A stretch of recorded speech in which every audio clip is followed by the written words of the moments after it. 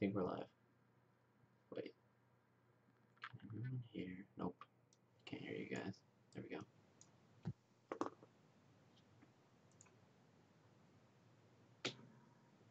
Yep, there we go.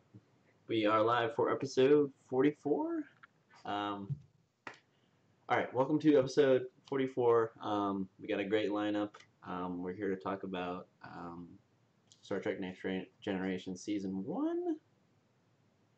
Bill, are you excited for this, to get back into the regularly scheduled Trek Live programming?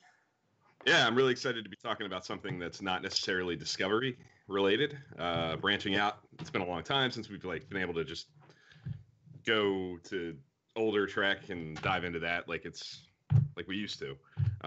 So this is kind of our first episode in a while where we've been able to do that, and we're joined by a really special guest. This is his third time on Trek Live. How you doing, Jordan? Yeah, I'm doing great. How are you guys doing? Great to be here. Good. We're happy to have you.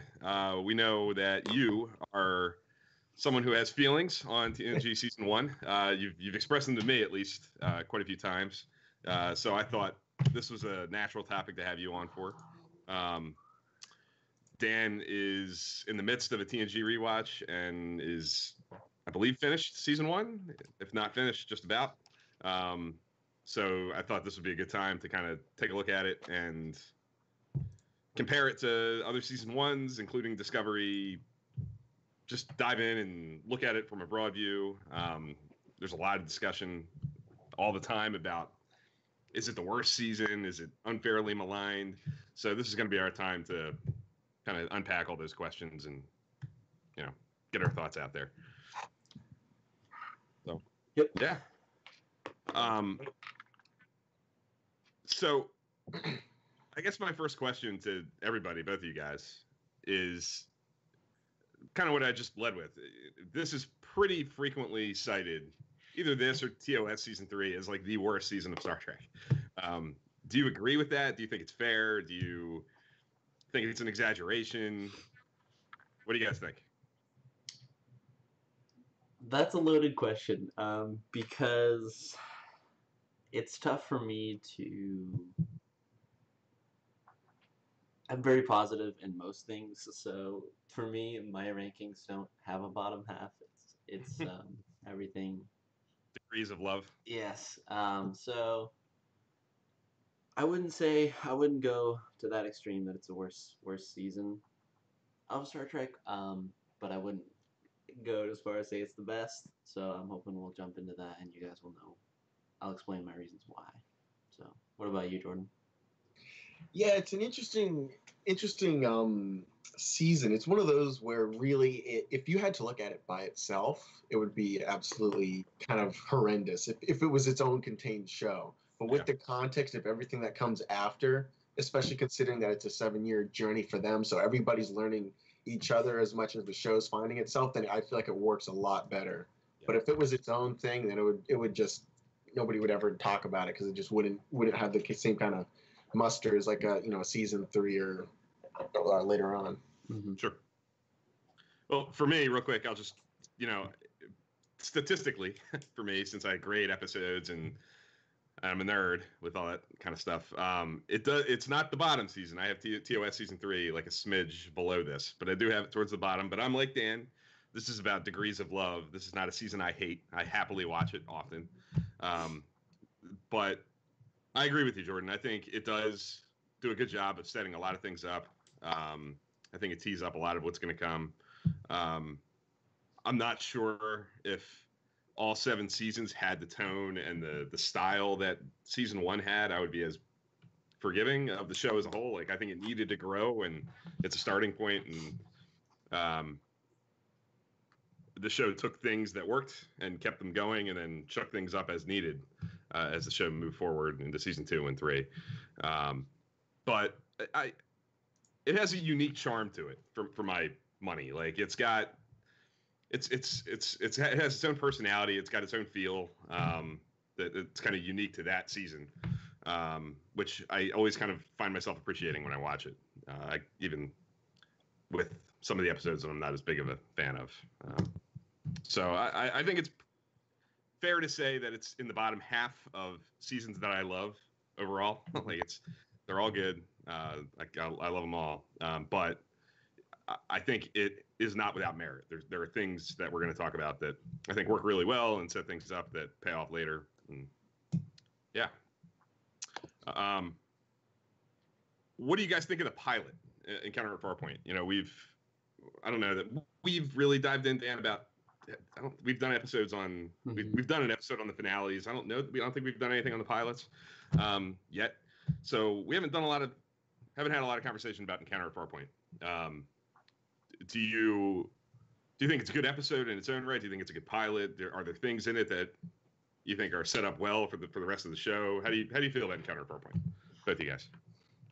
I think that I like it. I think it has a lot of it checks a lot of boxes as far as pilots go. It's got a big production value. I think.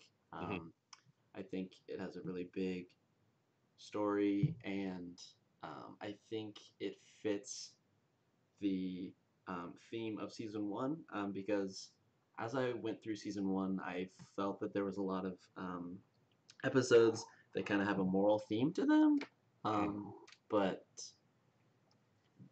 so I think it follows suit to that for sure. Yeah, I feel it's got a great concept and the way it's set up, where you've got two episodes. One is essentially introducing the crew and the ship, and this is what we have going on, and then the next is sort of the mystery. So the two parts kind of flow together very well.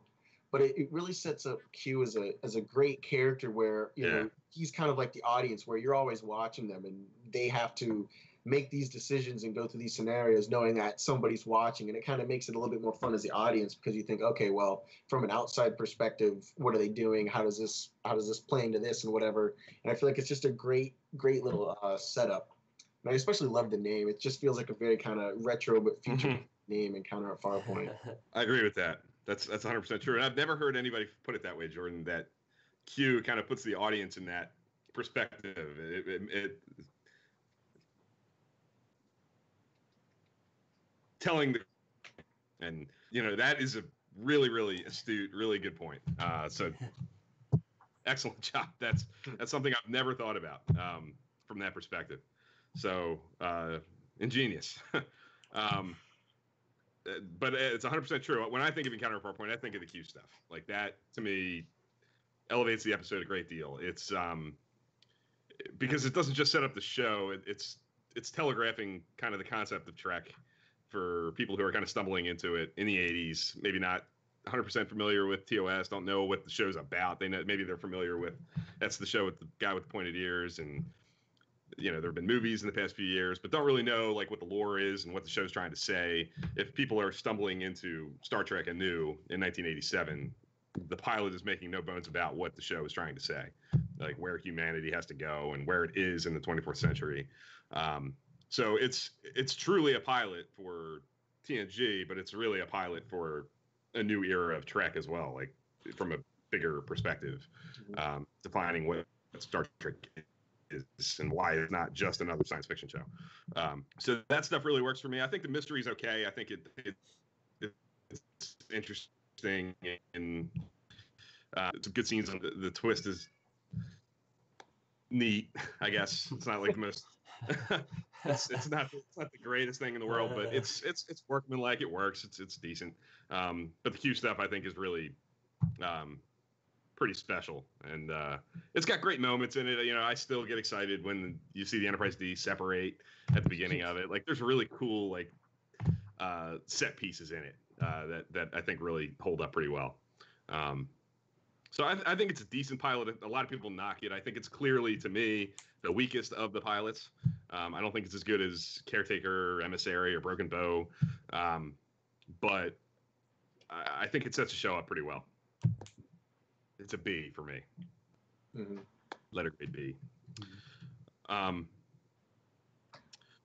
So one thing I'm curious about, you know, especially given that all three of us are watching season one now at this point, with the knowledge of what's going to come, like, you know what TNG looks like at the end, and what TNG proper feels like the show as a whole. Are there characters for you who hit the ground running, are standouts right off the bat. You feel like they feel like themselves. They feel like the character that you get to know later right away in the show. Who most fits that bill? Who are the best characters in season 1? Jordan, you want to tackle this one first? Yeah, I'll say one that is always kind of interesting to me is Worf, because he's kind of, I feel like I can almost imagine Gene Roddenberry like kind of pitching like, oh, this guy, he's the bad guy, but now he's the good guy, so we had to check out before, so now we're gonna have this guy, and it all plays in the same universe. And I feel like they take some good opportunities to take some humor with it and with his character, because he kind of doesn't really know how to approach being with humans, so it's like, okay, well, let's do some fish out of water almost kind of humor. I was watching 1011 earlier, and they were going off the ship, play a game, and it was funny because the way they have it set up, he's like, oh, this is just a game, like you don't have to get that into it. And he's like, well, if it's a game, then why do you keep score? And it's kind of funny where he's right, so it shows him being intelligent, but it's also like, okay, that's why he's a warrior, he's there to win. He'll enjoy himself, but he enjoys himself winning. And it's like, okay, that's a neat real way to do that without making him seem totally like an idiot, or he's out there to be a jerk, like, oh, I'm just here to win for the sake of winning. It's, well, that's what you designed into the game, and I'm intellectual enough to adapt to that and understand that. And I feel like it took advantage of a lot of those opportunities with him. Of course, it's not perfect all the way throughout, but I feel like there are enough little moments where it's like, okay, that's not as poorly done as it could have been. They could have just made him out to be completely brain dead, running into everything and knocking things around and seeming like a true animal. Mm-hmm. I think that those type of moments definitely fit his character and just kind of add to his character, but also add some comic relief, which I really like about season 1, I guess. Yep. For me, I think it's either Patrick Stewart as Captain Picard, or I'll just talk about him because I think that his character definitely hits the ground running. I think he kind of fits just right off the bat, and I guess that's kind of a testament to Patrick Stewart's kind of skill as an actor, and just his professional way he tackles roles and stuff like that. So I think that's the character I most kind of see as the character that just kind of hits the ground running with just kind of right off the bat. So yes. Am I breaking up for anybody? Like, are you guys seeing me clearly? And because my network connection, I don't know if it's just me or if it's the call as a whole. So I just want to check. Are you guys? You're breaking up a little okay? bit, but we can hear you okay right now. Yeah, you're back in transmission range now. Yeah. And Good. okay. Yeah. So, let me know if you see my end. I am. I think serious and Grappler Zorn. Glad you're here. Perfect timing. He it's a good starting point for him. I think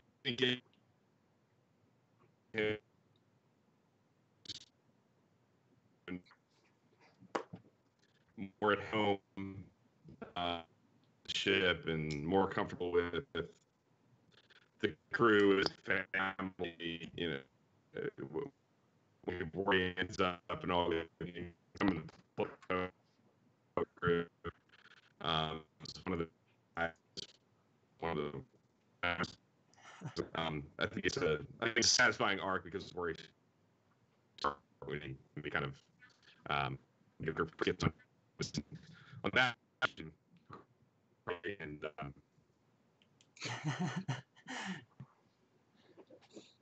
Can you hear us?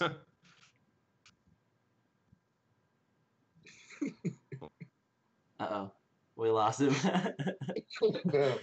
The signal's being jammed at the source. Yeah. Okay. Well, we lost Bill. Oh no.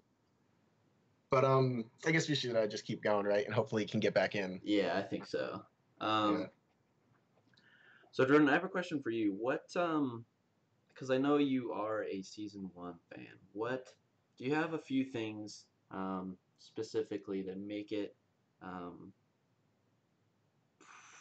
make you a fan of it? What makes you a fan of season 1? I think a lot of it comes down to over time. I've just kind of analyzed what I like, and I just try to take out of it what I like. I don't look at it as like, okay, as a complete episode, obviously it's got issues, but it's like if I see bright spots and in there, I enjoy them. They're enough to make me like them, and it's kind of funny because now obviously we're much more culturally aware. Right. And I guess a bit more sensitive in some ways, but also it's just kind of common sense. Going back to watching 101, it's kind of funny to watch Star Trek where it's a show where, wow, an android and a blind black man. That's pretty out there for the time period. But then it has to like take a joke and a shot at the expense of them. It's like you set them up. It's like, oh wow, this is great, but then you make fun of them at the same time. It's like kind of funny. It's like you're trying to have both, and it kind of works because it's funny in that kind of a way.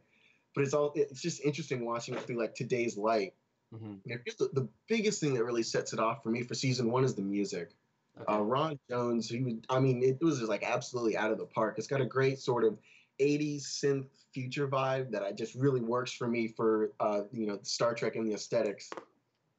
And it really comes in strong when you kind of want it to, and it's like gives you those feel good moments, and it's like, okay, this really elevates what would normally be really boring. And going back and watching later episodes, in seasons 4, 5, and 6, it's like, these are great moments, but there's no like impact. Like nothing's like hitting you or like kind of coming on with you. It's like, this is objectively great, but then something, mundane happens in season 1, but because like the music is swelling and it's all coming together, it feels much more in harmony. And so that's why, like, for me personally, season 3 works the best because it has that combination of the stories on the TNG that we know and love, but it's also got Ron Jones just for that season, and it really works. Yeah, I totally agree. I think that's definitely one of the strong points in season 1 is the scores, and it really it feels homey to me when I start season 1 and I hear the music and I hear the characters, and so, yep, totally agree with that. Bill, looks like you're back. I'm back, and I came right in at I heard you guys talking about the scores, particularly Ron Jones. Sounds like, yes. Jordan. Ron Jones is the man. When I think of TNG season 1, one of the things that immediately pops into my mind are some of those scores. I think of the score in Skin of Evil. I think his score in that is fantastic. Yes. I think there's great music in that. I think his score for Where No One Has Gone Before is really good. His music as a whole, it goes on. He's in season 2 and 3 and 4. His scores are really distinct, and they're not as part of the. I think Dennis McCarthy, the other composer in season 1, does a lot of great work. A lot of his scores are really good. He scored Encounter at Farpoint. He scored Conspiracy, which I think I heard somebody talking about.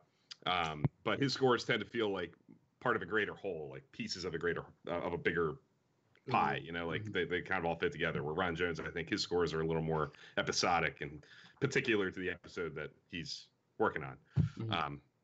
So I think I think of the music in season 1 right away when I'm watching that season, thinking about that season. So it's a really good point.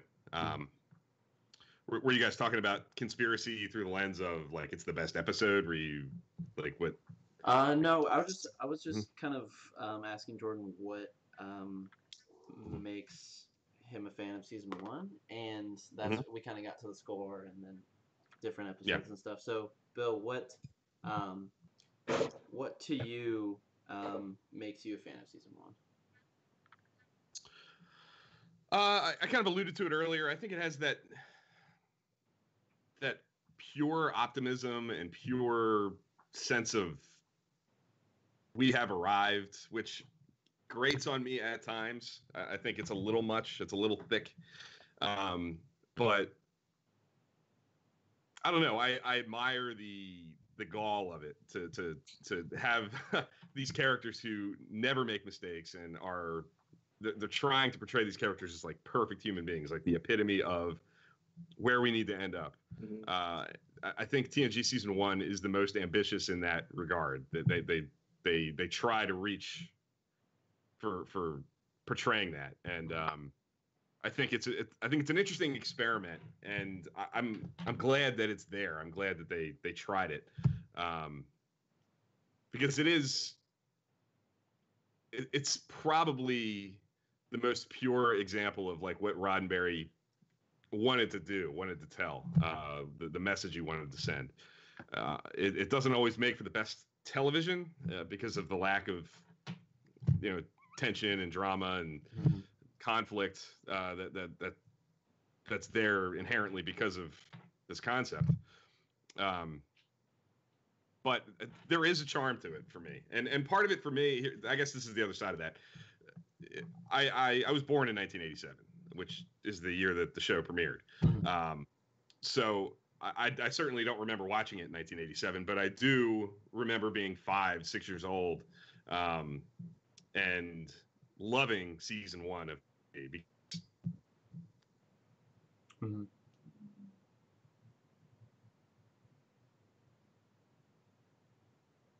You may have lost me again. I know. That feels like a great memory to have, being able to watch it that young and fall in love with it. I'd love to have had. No, that would have been awesome. I think that if we compare it to kind of season 1 of Discovery, it's kind of a little bit different experience, I think, because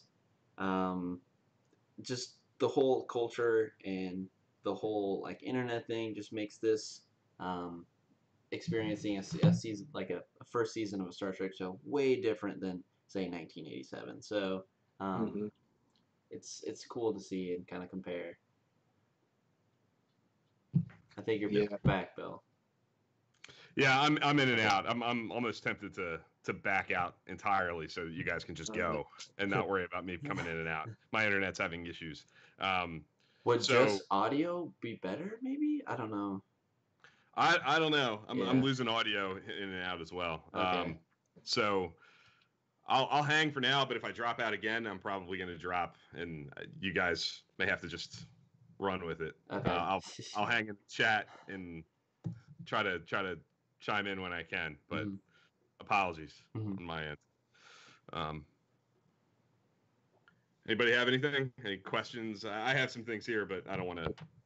Well, I'll say one thing about your point, Bill, about everybody having arrived. That's something that I really appreciate. Something that kind of bugs me about a lot of stuff nowadays. And the biggest example I can think of would be like Smallville, where there's so much build about, oh, you know where it is, so let's see how you get there. And you spend so much time getting there, where it's like it's just enjoyable to just be there. Yeah. And deal with the problems and the triumphs of already being there and trying to stay there, as opposed to trying to find it for the first time. Yeah, because it's just way more interesting for me if you know who you are, but it's like, okay, well, now what do I do and how do I keep that going, as opposed to, well, I don't know who I am, so I can do anything, but you know that they're going to have to do this because they have to get to this wherever. So it's kind of like having a picture and like painting it backwards. It's like you already know what it's going to be. Why don't we just go there and deal with going forwards instead of, I guess from a storytelling perspective, it gives you more creative freedom, I guess, because you can do more and you can, take all these little detours.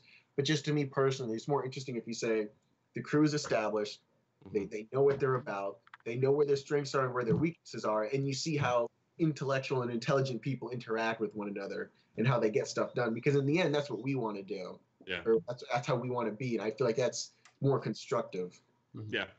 Well, that's certainly what sets this season apart. That it takes that angle, and it's not about the strive to get there, where I think a lot of the other shows feel like they end up having to go, because I think the challenge that this season posed, and I think the way we see it play itself out is in season 1, a lot of the episodes focus heavily on guest stars, people who come in and are the guest shot of the week, who come in and bring the drama and bring the conflict, because we can't have it within our characters.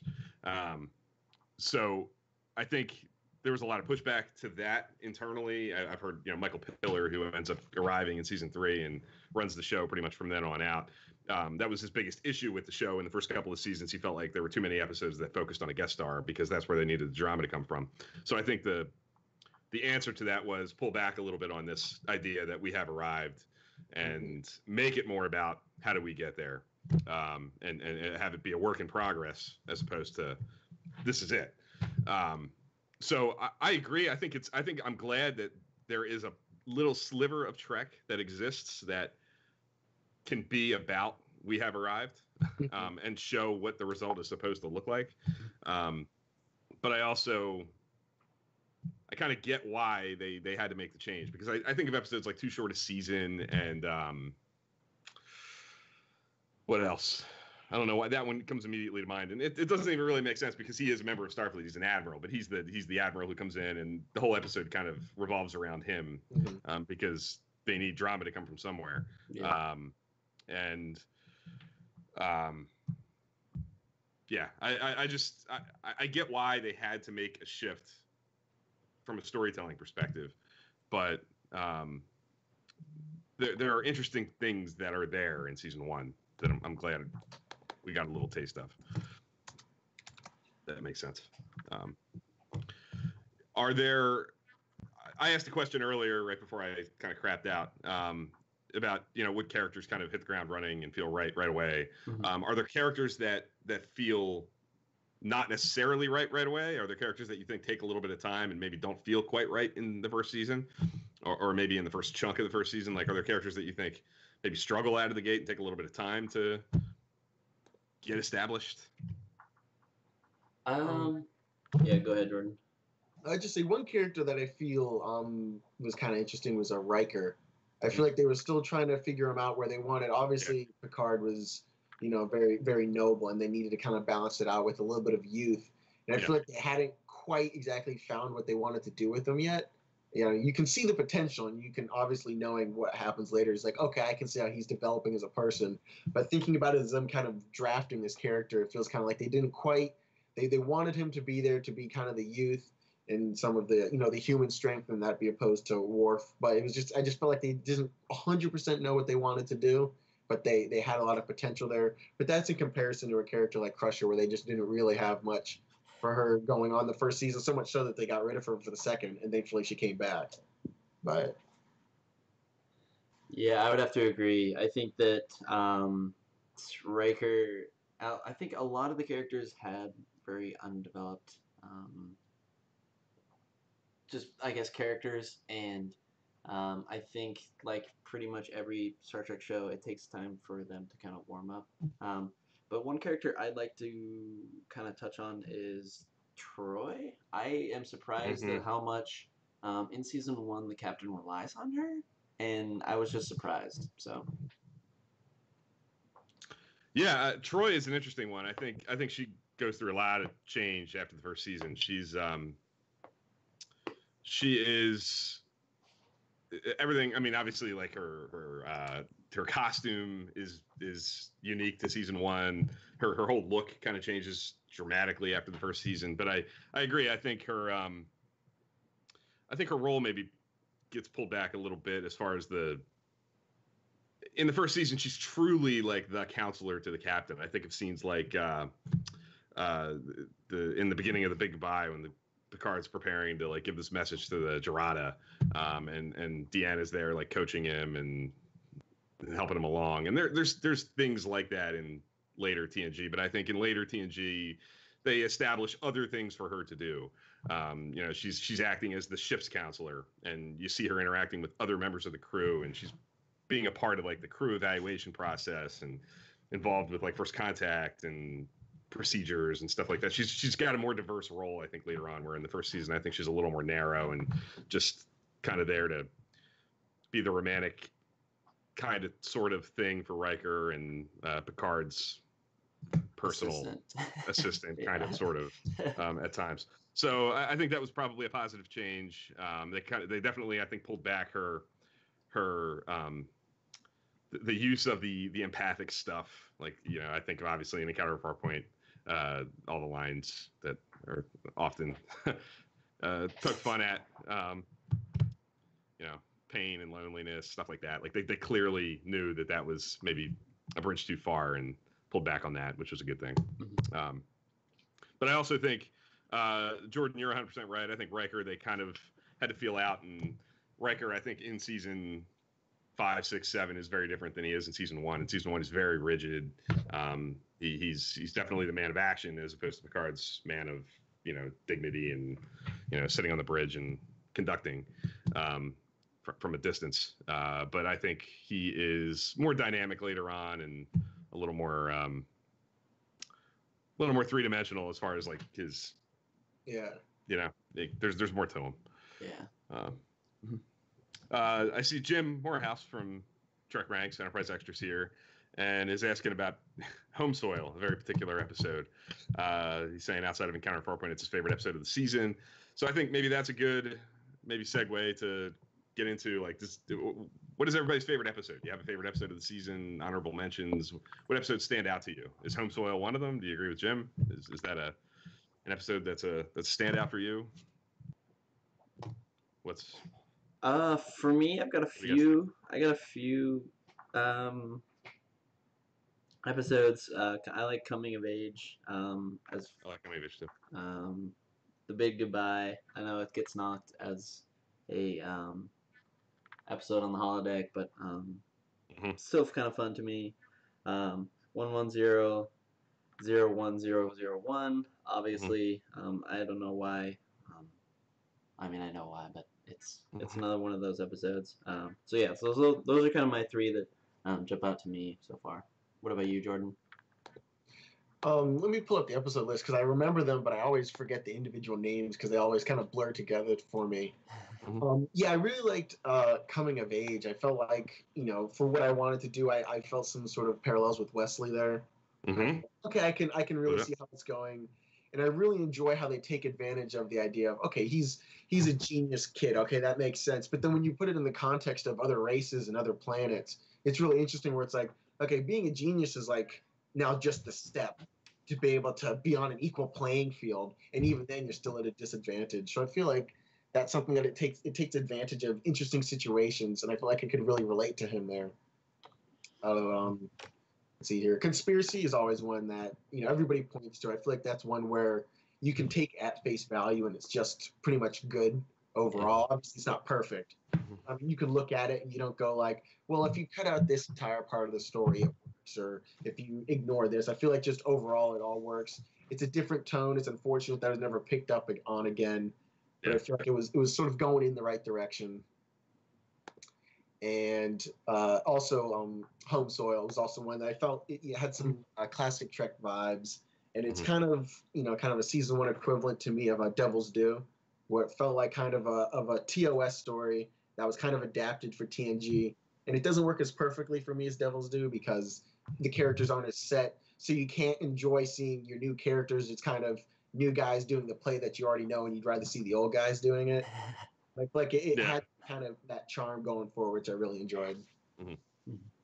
Yeah, that's a pretty frequent knock on TNG season 1, that people feel like the stories are too close to TOS, and that's what people feel like. If they're going to just retell TOS stories, I'd rather just watch the TOS characters play these things out. So that was certainly a very common criticism then, and even is now, I think, when people talk about season 1. So that's a good point. But yeah, I agree. I think Home Soil is very solid. I wouldn't have it like at the very top of my list, but I think it's a classic Star Trek story. I think it does have some cool callbacks to like TOS ideas. I think there's a lot of The Devil in the Dark in it as well.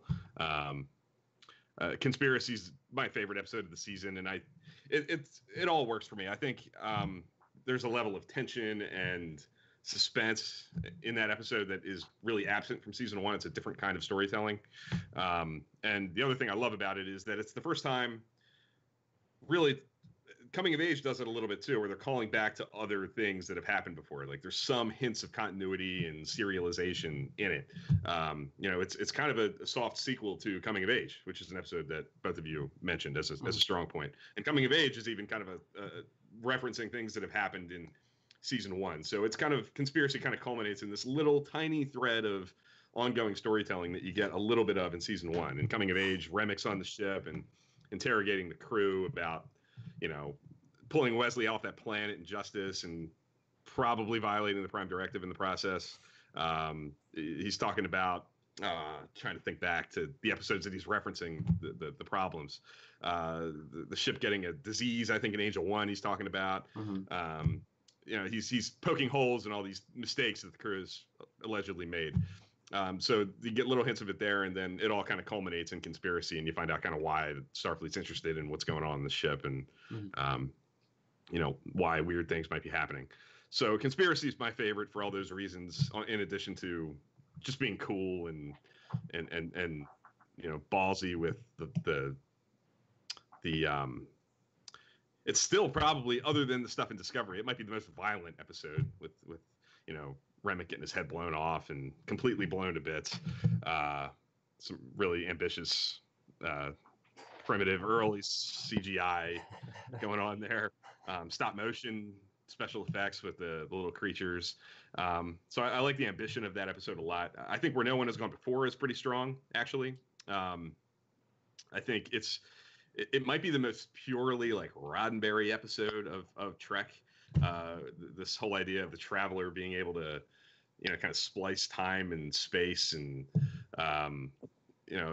trying to explain why Wesley is special. Like he's a Mozart kind of person when it comes to work theory and that idea of space and time being, connected, and like Wesley is ahead of the curve on these things, and that's why Picard has him on the bridge and all that. Like they try to lay the seeds for why that's going to happen in the show, and to maybe mixed result, but I appreciate that episode might be like the most pure example of where Roddenberry wanted to take TNG conceptually. And then I agree. I think, Dan, you mentioned The Big Goodbye. I think that's pretty strong. And I think 11001001 is really strong as well. I think that even more so than The Big Goodbye, I think that's the better episode. I like them both, but I think that's the better episode about the holodeck, the questions that it asks about, making connections with people that you meet on the holodeck and create. Minuet to Riker was very real for that brief period of time, and I love what it makes you think about in that episode. I think Frakes is really good in it. I think that one's got some really big stuff with space dock and some just cool like visual effects stuff, world building stuff. I think that's a strong episode too. But the other thing that I'll say about just like the quality of the episodes is, another thing that I always take away from when I'm watching season 1 of The Next Generation is I think it picks up at a certain point, about the midway point. I think the first half of the first season is where a lot of the struggles happen. Right out of the gate, right off of Encounter at Farpoint, you get The Naked Now, you get Code of Honor, you get The Last Outpost, you get Lonely Among Us, you get Justice. Like that's a lot of arguably below average to very bad episodes. And I think that level of quality is not there later. Like, I think that's isolated to that very first chunk of the season. And I think if there were a few more winners and a few less Code of Honors and Naked Nows and Justices in that first 10 episodes, people might think differently of the season. At least I probably would. I have the hardest time getting through that. Once I'm through that portion and I get to like The Big Goodbye and Data Lore, which I have issues with, but I think works fairly well. And 11001001. Once you're into like that halfway point, I think it gets a little more consistent. It never reaches the heights, I think, of from an episode to episode standpoint of some of the later seasons. It never hits where season 3 hits or season 4 hits, but it's at least consistently solid for me. The complete and utter whiffs are far less frequent. Yeah, I'll definitely agree with that, because, and Bill knows that with my rewatch, it was really kind of a struggle to get through that front half of episodes, but then it was just a breeze to get through the latter half. So, yeah, that's what always happens to me. And to be fair, when I watch season 1 of TNG, I tend to do it very quickly. Part of it might be that I want to get through it and I want to get to the TNG that I love, that I really like know and love. But I don't know. Like it's not uncommon for me to kind of do TNG season 1 if I'm doing the rewatch, like in a long weekend or in a 4-day span if I'm not doing anything, just bang right through it. And part of it is probably what I was probably breaking up trying to talk through earlier with my connection to it personally and nostalgia with growing up watching it as a young kid. Like there's a lot of memory associated with it, so it goes down pretty easy for me. even some of the bad episodes, just because of that nostalgia factor. Mm-hmm. So I'll give it credit for that. It's an easy watch for me, even when I'm not in love with it. Mm-hmm. Mm-hmm. Mm-hmm. What about the flip side of this? Are there episodes that stand out to you as like, whoa, that was really bad? What's the worst episode of the season? Anybody prepared? Justice. Justice. Or The Naked Now, I think. There's a few other episodes, but what do you guys think? Code of Honor. Yeah, I mean it's kind of interesting how that works, where it's like you have this great pilot, and like those are the episodes that hit next. It's like I don't know if it was just a case of these were just ideas that they had, and it's like let's just recycle scripts because it's easy, or recycle ideas or something, or if it was just laziness and they put all their effort into the pilot, and they were like, oh right, we have the rest of the season to worry about, let's get that going, and then it picks up. I don't know exactly how things were handled back then. But it's just, I mean, it's just bizarre, and it's made even funnier now. And we look back and we see, Star Trek was, the enlightened thing. And anytime anybody talks about, oh, this is the first time, well, actually Star Trek did this. But then you think, oh, well, don't tell them about, all these other episodes that happened. It's like nah, I can barely watch it, let alone having somebody else with no context watch. They'd be like, I don't want any part of this anymore. Yeah. Yeah, I agree with that. I think for me, Code of Honor is probably the worst episode of maybe all of Star Trek. For me, I don't want to get into all the very frequently cited racism that is probably there in that episode, but it's just bad. It's just none of it works for me at all. The fight scene with Tasha is a clumsy mess, and Picard's attempts at diplomacy with the Ligonian leader are laughable and ridiculous, and firing torpedoes into the atmosphere is very non-Picard early on. It's just ridiculous. But I'm not a fan of that. I'm not a fan of The Naked Now, like Dan also cited. Data getting that virus is perhaps the most stupid thing in Star Trek history. That he contracts the exact same virus that the organic life forms on the ship are all contracting. Doesn't make a whole lot of sense. So that's pretty rough. Not a huge fan of Age 1.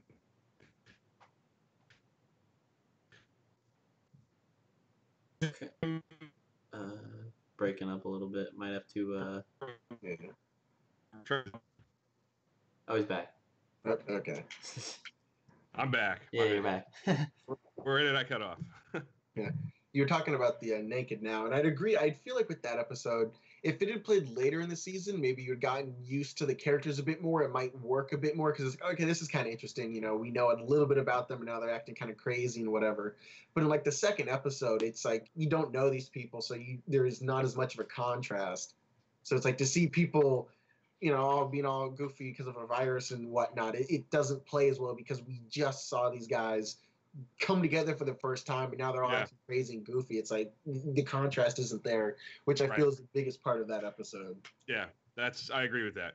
I 100% agree with that. I think that putting an episode that is putting you in a position to see characters when they're not themselves, when it's the second episode, is just a misguided, kind of ground level mistake. Yeah. And I'd really agree with the Enterprise extra with data lore. It's like it's kind of the antithesis of the rest of season 1, where it's like, oh, we're so enlightened and intellectual, and then it's just like you have a problem right in front of you, and it takes 5 seconds to just contemplate it. Oh, maybe this isn't Data. Maybe this exact, duplicate of him that we found that's comically evil. Maybe it's something we should pay a little bit more attention to. And it is kind of frustrating. It's a case of the story, incompetence for the sake of keeping the story going forward. So that one, definitely takes a big hit there. But then it gets us, the everybody's favorite line, Picard telling Wesley to shut up. So it puts itself in one line, but you do. But we do get that wonderful moment. That's true. But yeah, data lore is an interesting one for me. I'm not as negative. I 100% agree that it's the prime example of the larger problem in season 1 that we haven't really talked about specifically here yet. But in order to prop Wesley up, you have to knock everybody else down. Like, to make Wesley the hero, everybody else has to be kind of behind the curve. And that episode is that's an episode that really struggles with that. Putting all the crew in the position to not notice things that Wesley is noticing is not real credible. But that's an episode that I love the Ron Jones score. I think that's another one. I know I just said with Conspiracy that and not a lot of the episodes have like a sense of tension or any kind of suspense. And I think Datalore tries to get there and tries to do that and succeeds partially. And it would succeed much better if, in order for the story to be told, that the entire crew didn't have to be kind of stupid temporarily. Jim is not a fan of Datalore. Yeah, it's a tricky one for me. I used to love it when I was a kid, before I, was maybe wise enough to pick it apart. But as I've grown older and each time I've gone back to it, I've been more irritated with it for all those reasons. But I guess something real quick to kind of transition to, another kind of theory of mine is that I think the Wesley Crusher problem in TNG that a lot of people have, I think a lot of the issues that Wesley creates are kind of isolated to season one. Season one has quite a few points where he solves the problem or he kind of saves the day. And I think you see a lot less of that later. I know, Dan, you're going through it, and I'll be curious to hear what you think as you're watching seasons 2 and 3, and how Wesley is treated in those seasons. So I'm just based on your memory of seeing it before, and Jordan, your knowledge of the show as a whole, like, do you guys agree with that? Do you think Wesley Crusher is a vastly, I don't want to say a different character, but do you think the writers treat him differently in season 1 than they do later on? And would you agree with me that maybe the issues that people have with Wesley are mostly issues that stem from the first season? I would agree because just like looking back at things I don't agree with or have problems with in Trek, I feel like it stems from either kind of the first season or kind of the last season. I think about Voyager. Every time the ending of Voyager kind of puts a bad taste in my mouth, and I think that's kind of what happened with Wesley. It's like they started out with this this issue within season 1, and they just kind of dismissed it. Maybe I could see that going. What do you think, Jordan? Yeah, I mean, I feel a lot of it comes down to the context and when it happens, where, you have coming of age, where it's like he's put in the context of other people who are like him. And so you get to explore his personality a little bit more, and it makes sense. And it's like, okay, I can be on his side. And I see it can be kind of difficult. You're on the ship, you're in space, so your upbringing's already different. You're really smart. You're around these people who are really smart. You don't quite know what to do. And later on, you gain a lot more respect. I think everybody's highest episode for Wesley would definitely have to be the First Duty, where it's this is like learning. And it's like, okay, you don't have to know everything, but you see where you're going, and you have some sort of empathy, whereas it's not like, oh, he's just the greatest, so he wins and everybody else happens to be there at the same time, or they have to like contrive a situation, because you can only have so many stories where the context is perfect.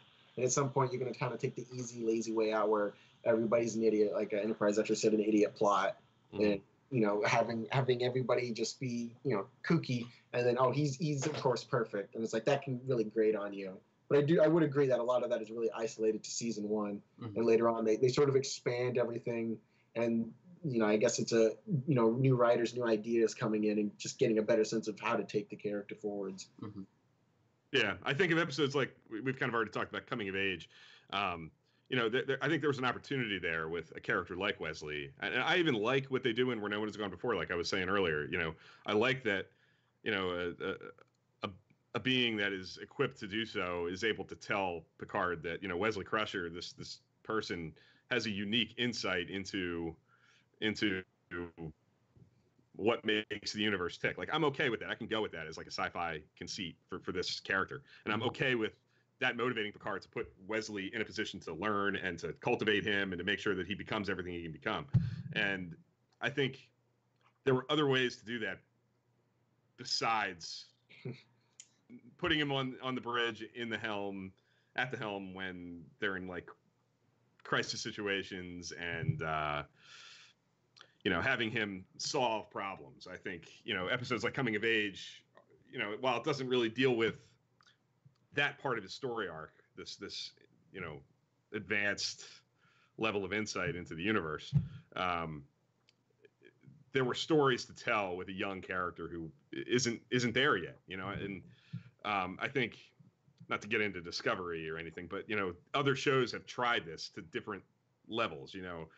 In early Deep Space Nine, Dr. Bashir is like a really raw, wet behind the ears, green Starfleet officer. He's a few years beyond Wesley Crusher, but they were trying to tackle this new, fresh perspective young officer. And then in Voyager, they do it with Harry Kim, and then in Discovery, they're doing it with Sylvia Tilly. And I think Tilly's probably the most successful example of trying to take a character who's not there yet and is really on the early stages of their career and learning. And I think that's probably the best, most successful so far example of that attempt, where Wesley is probably the least successful because of a lot of what they do in season 1. Yeah. And one thing, not on that topic, but something about season 1 that I absolutely love almost irrationally is, I love the special effects and I love the Enterprise. Who doesn't? And I just, the only way I can describe it is like cute and adorable. When I see them, it's like, all right, we've got this many stock shots, and we need to make this happen. So it's like, well, if we line everything up like this, we can make the Enterprise do this and do all these things. It's just like, it's so cute because I can like see the thought process. Like, oh, we have to have it leave space dock. Well, we'll take the space dock shot, and then we'll have the one where it turns around and goes to warp, and we'll like match them up perfectly on there, and then we'll take the shot where it goes to warp, and we'll reverse it so it looks like it's going backwards, and then stop, and then like play it forwards. And in I forget the episode, not Home Soil, When the Bow, or Too Short a Season, where it's like, oh, we have to, we don't have any time to waste on this mission, so we have to do a quick drop and go. And it's like this whole big thing was like, okay, we have to come in and slow down, and then everybody transporter and go, and then we like have to have it like go out, and it's like so clunky, but it's like adorable because it's like they've got such like limited tools to work with, but they have to make it work, and it's like the best. I find it the funniest thing. It's like I love it. I agree. The visual effects team on this show, especially early on, takes full advantage of their resources. They make those stock shots. They get every penny they can out of the 9 or 10 stock shots of the Enterprise flying by. Yeah, that's a really good point. And that's one thing too. I think Jordan, correct me if I'm wrong, but you mentioned before that maybe season 1 more so than the other season.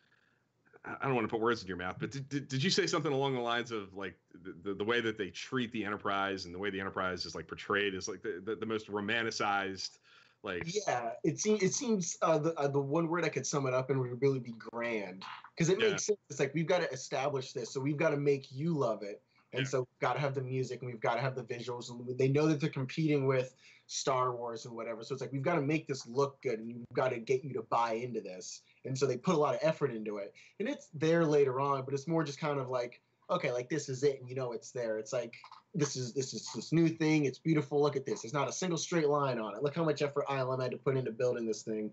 Look how great we lit it. This is on TV. Can you imagine you have this? I know that's part of the reason why you're able to get entire episode Encounter at Farpoint is essentially just the Q and a saucer separation. That's like the whole plot. And it's like they're really selling this idea where you've got to get on board with this universe, and in order to do that, you have to appreciate the space side of it, because that's where we are, and they wanted to push that side of it. So it is kind of grand, they'll have it slowly going by, whatever, and they'll have like a great musical cue by Ron Jones, and it all really ties in very well, I feel. Now, of course, it doesn't serve some of the best stories, and that's what kind of hurts. So it's kind of a balance between this great feel for the episodes and then like a great subject matter. And they overlap sometimes they don't, but they have something for everybody, all of it. And that's something I really love. So it gets many points from me there. Yeah. Agreed. Totally agreed. Are there any elements from this season that you wish would have been played up more? Like, are there things that, because there was a lot of tumult in the writers' room, there were a lot of writers who did not survive the first season, didn't go beyond the first or second seasons. Are there elements? I know we kind of talked about conspiracy. Are there things like that you think got teed up in season 1 that we don't necessarily see paid off in a way that you would like? Are there character threads? Are there anything like that that you'd like to see more? You would have liked to have seen more development from spawning from season 1. Hmm. You can go first, Dan. Let me think about that for a second. That's a tough question. Because I feel like there's a lot. I don't know. That's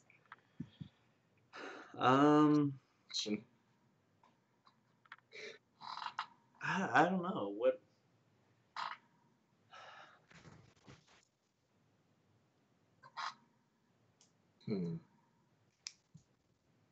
I mean, for me, the big one is the conspiracy element. Mm-hmm. I wish we would have gotten her there. And I think. Yeah. Can you hear us still? Yeah. I think you might be gone. Yeah. Oh, You back?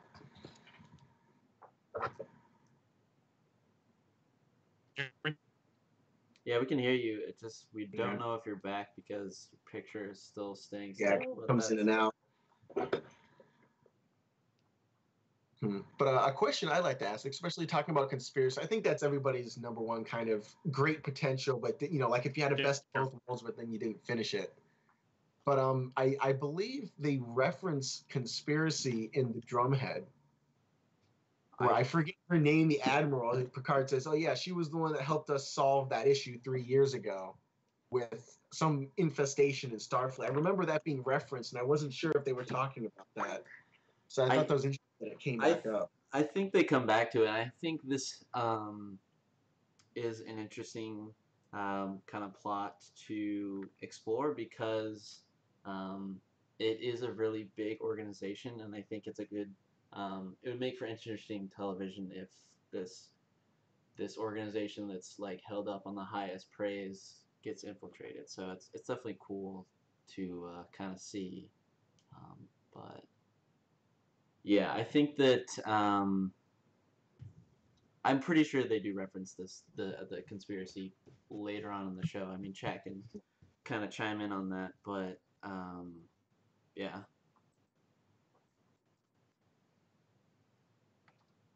Bill's not back yet. I think he's trying to.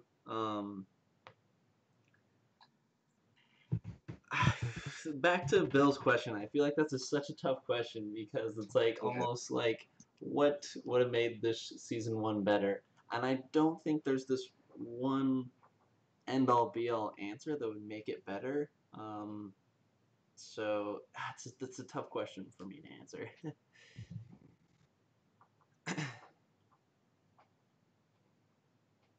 Yeah, I mean, I feel kind of looking at it in reverse, where what did the later seasons take advantage from the first season?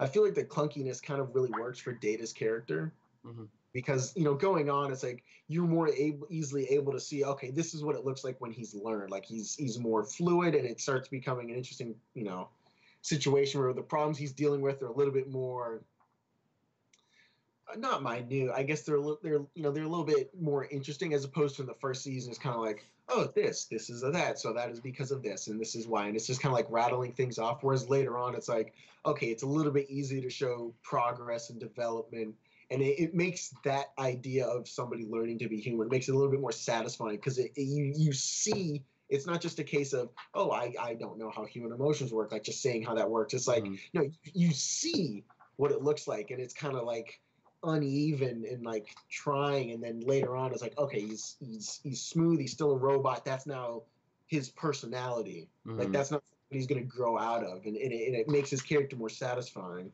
at least to me. Yeah, I would totally agree with that. Have you seen all of season one of Discovery? Yeah. Okay, so I was watching this season along with season one of Discovery, and it's so crazy to me how um, different they are in the fact. So I'd love to just hear your thoughts on kind of just first season in general, as far as like how they compare, and maybe just um, your thoughts on kind of Discovery and how it is Yeah, different from season one of I TNG. think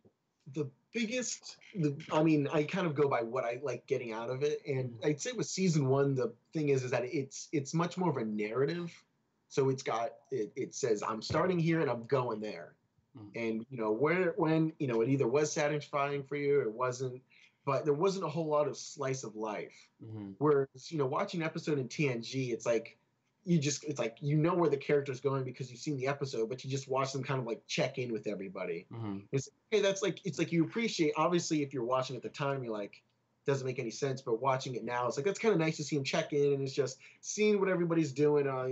Data's learning how to paint. That's kind of funny. Whatever. Mhm. Crusher's going to a conference. That's kind of interesting. But it's like you check in with everybody, and it feels much more alive as opposed to Discovery. It's we're going here, we're going there, full steam ahead, and there isn't a lot of time to say, okay, well, like, what is like a down day like? Because in Mhm. Discovery, you could say that happened in like 2 weeks maybe, because Mhm. it happens so fast, and obviously with the spore drive, you can jump between places. It feels like it happened very quickly, Mhm. so you don't have a lot of okay, everybody like this is they had one episode where they get to breathe. And I think is a lot of people's favorite episode because you take a second to sit and kind of enjoy it Mhm. as everything else is really go go go go, Mhm. and that can either work for you if you want to tell your story or if you just want kind of like I'm in this world, I'm immersing myself in it, and we're just kind of checking in with everybody. We know this person likes this, so maybe they're doing oh no they're doing okay, that's interesting, that adds something new to their character. Like it's like kind of like popping your head in somebody's room and saying what are you up to and then going on. Mhm. Do you think that a season like season one of TNG would work in today's television right now, where it is a little bit less, I'm not sure how to put it, dramatic, where it's more those day to day things, and maybe there's a um, not as serialized and like an A and B plot, where I feel like in Discovery, it's like there's like a C, D, and E plot. So, Mm-hmm. do you think a season like season one of TNG would work in today's TV today? um I mean, if it was transplanted, obviously it would fail. And I don't mean transplanted. Obviously, if you just release this is Mm-hmm. what Star Trek is. But if you transplanted the same kind of ideas, I think a lot of people would say, "Didn't this just happen?"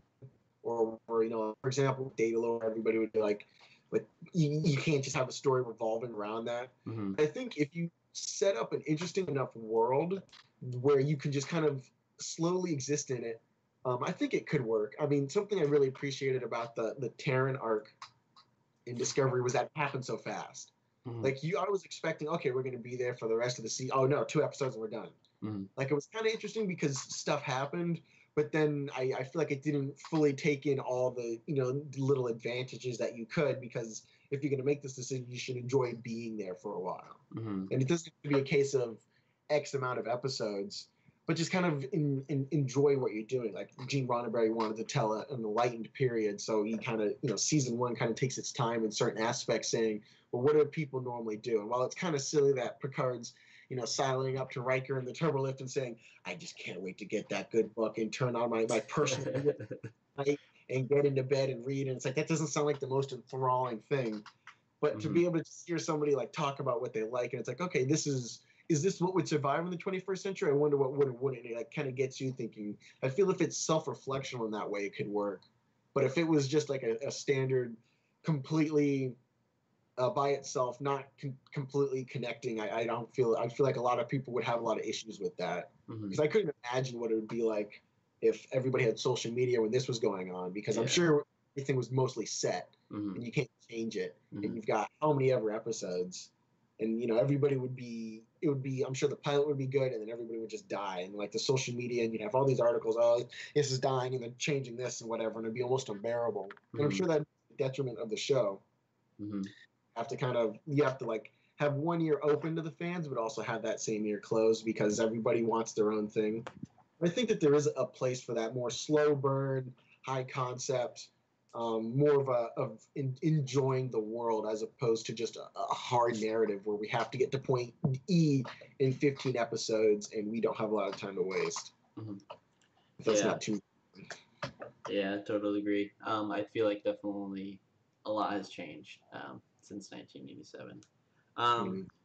if someone was coming into this, haven't seen it before, um, haven't seen any TNG. This is their first um, experience of it. What would you tell them, and what would you warn them about, or what would you tell them to look for, or stuff like that? Mhm. I I definitely say that this. I think everybody would universally steer everybody away from season one if they were just looking to get into it. Um, I guess you'd have to say is use your imagination a little bit. Like later seasons of TNG, you can more or less take all at face value and just kind of immerse yourself in it. But here you have to say, okay, well, you have to use your imagination a little bit more. You have to think a little bit more through what's going on because for example, with data lore, like you can't take it completely at face value because then everybody's an idiot. So you Mm-hmm. have to kind of like, okay, that's a little bit silly, but think about what's it's trying to mean. We have this super advanced robot, and what is it going to do? Mm-hmm. And so you have two things that are very much the same and very different. Well, how does that play into maybe brothers, for example? Mm-hmm. You have the same genes, but you both have two different life paths.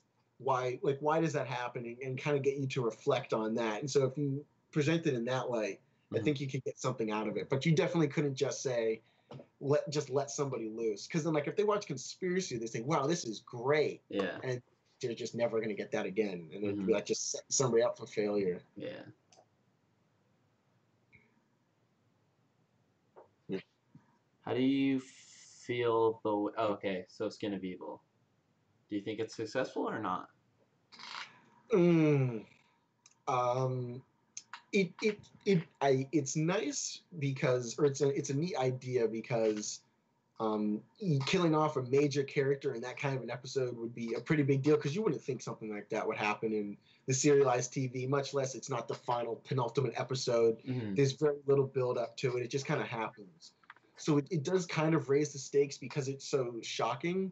But then the context of it being just some like goo monster, and it was just it's just kind of like out of nowhere, and then just like Troy stuck in a shuttle, and it's just like I believe that's the same episode. I might be merging two episodes in my mind. Mm-hmm. But I felt like afterwards it was nice where they go into the holodeck and Data's got his little, or they've got their little hologram of her, and it's like on a hill. And it's like I feel like that was handled very well. But I feel like the rest of the context of the episode, I felt like they could have done a little bit more with it. But you know, yeah, like Rob says, it's like you don't. There doesn't have to be a massive build up. Like Star Trek Two does a great job of kind of getting rid of your expectations early on, and then when you see it happening, it happens. But there's got to be a little bit more to it to make it satisfying. If it's just completely off out of nowhere, then that's frustrating. Mm-hmm. And if there's too much build up to it, then you've telegraphed it too much. Mm-hmm. But I feel like it doesn't feel like it's for anything. It Mm-hmm. feels like this person wants too much money. We got to get him out of here. Mm-hmm. I mean, it's not like we did what we could, but we just lost them in the end. But Yeah. I think that the episode was middle of the road for me. I think that it was a darker episode. It had some great moments in it, but I think they missed a great opportunity in that, um, and they Star Trek has explored this um, kind of theme before, but how dangerous space can be, and I feel like we take that for granted.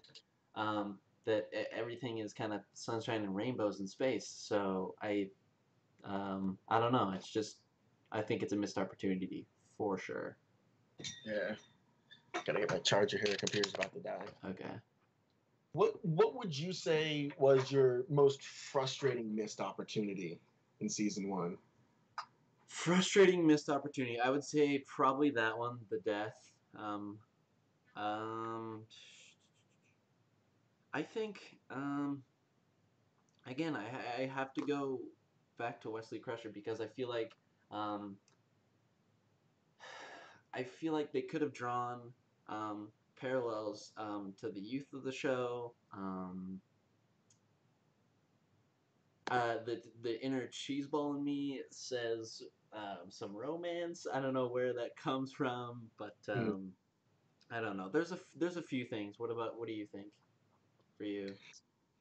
I mean, again, conspiracy is a really big missed point, and I like the idea of Picard, and I feel like that's a theme that's not in every episode, but some things that come up is like your past coming up, like past romances, like the Big Goodbye, or no, We'll Always Have Paris, Yep.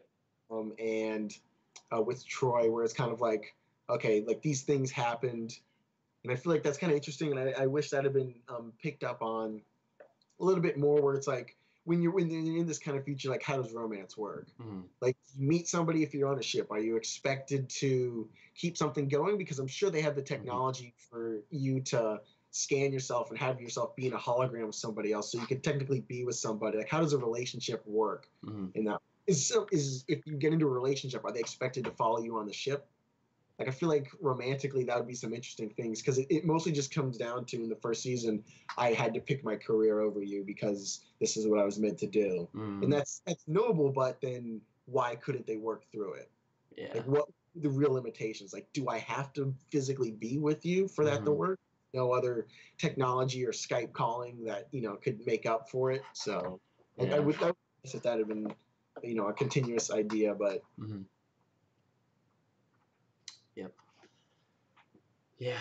I think we can start wrapping it down. We got a pretty long one. If you guys have any questions in chat, we can answer before we go.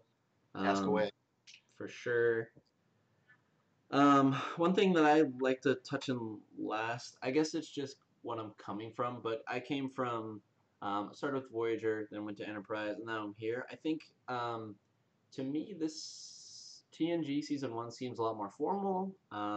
There's a lot more protocol, which is kind of refreshing from coming from kind of a less formal, kind of how day-to-day operations work. So that was kind of interesting and fun to see. Yeah. Rob's asking about the season finale. The season finale, the classic episode, The Neutral Zone. I think that this may be a crazy and it may be crazy stretch. You can say it is, Jordan, but it's similar to Discovery's season finale, and I'll explain myself, because I feel like it's like, this is what Starfleet is, this is what we're about, kind of that, if that makes any sense. I could be way off, but what do you think about the Neutral Zone? I think it's a great idea, but the execution is a little bit rough. Like I like the idea that, because it's a great way to tie into now. Like you can take your 24th century and you can tie it into now by saying, okay, people froze themselves and they were in space, and now they meet up now, and it's like the jump. And I wish that the characters had been a little bit more interesting. I like the idea of having a greedy businessman, and he's got to come to terms with, money doesn't matter anymore, and it's like, he's going to have to go on some sort of spiritual journey. It's like, I feel like that's kind of interesting, but then just having somebody who's just kind of there for yucks, like kind of going around and kind of like a hillbilly. It's like, how did he get into space in the first place? It's like, it kind of makes it worse now. Like those are the people who felt they were so important that they had to save themselves and keep them preserved for forever. And I like the introducing the Romulans. I feel like that's kind of like it feels a lot like the end of just I was about to say the end of Discovery, where it's like, okay, we know they're going to be there. Why don't we introduce them? Right. It feels kind of earned, because okay, well, the Klingons are always present, and we've got Worf there. Well, now let's bring back some of the new guys, but obviously we have to update everything. It's like it works really neat, and then it's also our first appearance of I forget his name, who plays Gul Dukat, right? Yeah. He's the Romulans. I forget his name off the top of my head. Yeah, I can't remember his name or the actor's name. Yeah. Yeah. He plays Gul Dukat and Gul Macet in The Wounded, or not The Wounded. One of them. I just I can only see him as a Cardassian. Anything else, brain doesn't compute. But overall, I wouldn't say it's the worst. It does end, a little bit weak compared to the beginning. It's more like an interesting idea. It doesn't feel like it led to anything. It doesn't feel like this is a culmination of the ideas, which, I mean, you couldn't expect them to do like in All Good Things, where they have some sort of resolution of the Q arc. I'm sure that's what they would have done now. Yeah. it's it's passable. Mm-hmm. It's average, middle of the road. It's got interesting things. It's going to lead somewhere new. The Romulans are going to come back. They're out there. It gets you talking, something to do over the break. But uh,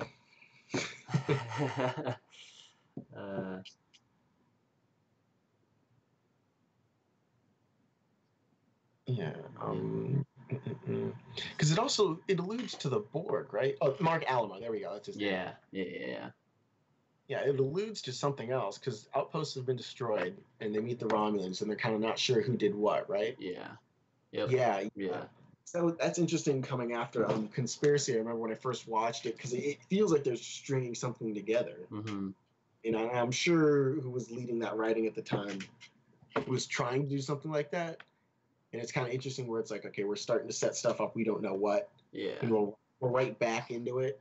Mm-hmm. But it's interesting that it doesn't hard connect to anything. It's just kind of like, oh, that's neat. Like you can connect it if you want. Yeah. But it's not bad overall. What are your thoughts on it? I agree. I think that I think Yes. for the writers, it's like do we do, because I think coming off of like Bad Blood from getting canceled from TNG, I think that they were like, okay, do we set something up for season 2 or do we tie it in a bow or something like that? So I don't know. I'm pretty neutral on it, I guess. Mm-hmm. I see what you did there. Just to make a little pun. Yeah, I mean, like what is it? Like Bill says, yeah, I feel like both elements on their own could have been an episode. 20th century humans coming back and getting them up to speed, because that feels kind of pains, I guess, of mm-hmm. First Contact, where it's like, okay, look, we've got to introduce this to people who are in the universe, don't know what's going on, and the audience doesn't know what's going on, so you've got to get people up to speed. That feels like it would have been a great second episode instead of Naked Now, mm-hmm. where it's like, okay, now if you didn't quite see the first one, let's get you. Like, that makes way more sense. Yeah.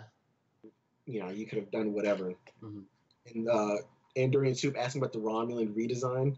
The one thing I've always wondered is I've never quite understood what they were trying to do with, was it being Romulan and if it's being Vulcan, because I feel like at the time they didn't fully set it up. It was like, I guess back then the colors were a little bit similar, so it worked a little bit more for me. And of course, you only had they had 2 bad guy ships. They had the D7 and they had the Bird of Prey. And I believe this was the first time we saw the Deuterics, or I don't think so. I think I combined so many things in my brain. I can't remember. I'd have to look up what. First appearance of the Warbird, Andrew Probert. Yeah, so it's. I mean, it was definitely interesting, and it definitely gave something new. It gives everybody kind of a color palette. The Federation, they're any kind of a cool blue color. The Klingons are some kind of red. The Romulans are some kind of green. Cardassians, I don't know, gray. Yeah. Yellow. But it does kind of work. It's not bad. It looks interesting. Obviously, it doesn't do a lot with it as much as it could, and it could have been its own episode. And that, I feel, would have made a really strong season ender, introducing a new bad guy. Do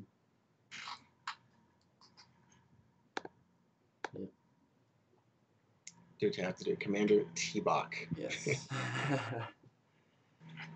But do you have any final thoughts on season 1? I don't think so. Season of TNG ever created, the best. Nothing. I'm excited to get into season 2. I'm sure we're gonna do a another one of these. So I think I'm gonna wrap it up here. I think we've got a pretty long one. Thank you, Jordan, for coming on. It was kind of No problem. It was good. I'm sorry for all the technical difficulties, but I hope you had fun. We definitely did. Next week, we're going to be doing the Trekkie Awards, which I'm super excited about. And yeah, definitely follow all social media. Jordan's on Twitter. You could come hit him up for some good season 1 of TNG talk. Yeah. So that Bill realigns his communications satellite. Yes. So that way we can better send data and receive, so that way we can keep our communications going. Yeah, maybe he's in the mirror universe. There was a joke last night that he was Mirror Bill. It was funny. uh, Maybe talk to Elon Musk about launching a communication satellite for him specifically. yeah. All right, guys. Thanks everyone for tuning in. Chat was awesome. You guys are awesome. We'll see you guys next week. Yes, thank you so much. Everybody have a great weekend. The rest of the weekend.